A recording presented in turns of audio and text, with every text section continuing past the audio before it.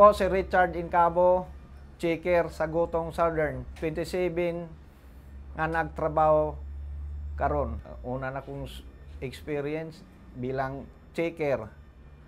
Naging facilitator, monitoring, ganun ang kong trabaho. Warehouse man, apil na ako doon sa Ottawa pa noon. Hanggang nag-GS, logistic, forwarding. Dito na, lipat na. Ganun pa rin ang trabaho ko, checker.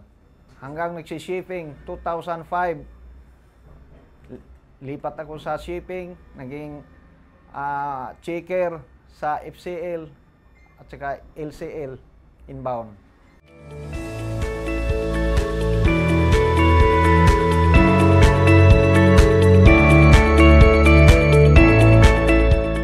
Siguro sa management na maayo ang ilang sa pagdala.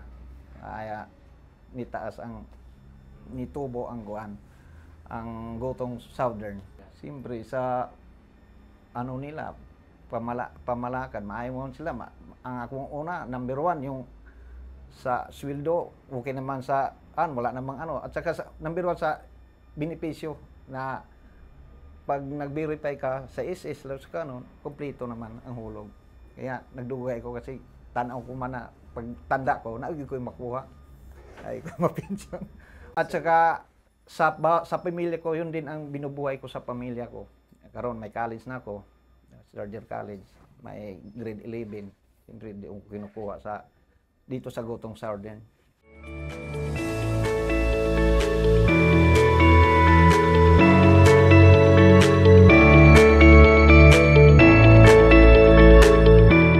Proud talaga ako dito sa Gotong Southern kaya dito ko nabubuhay.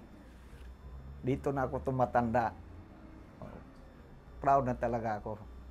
Dito rin ako magtatapos. Parang pamilya ko na rin to Gotong Southern kasi dito na ako nabubuhay.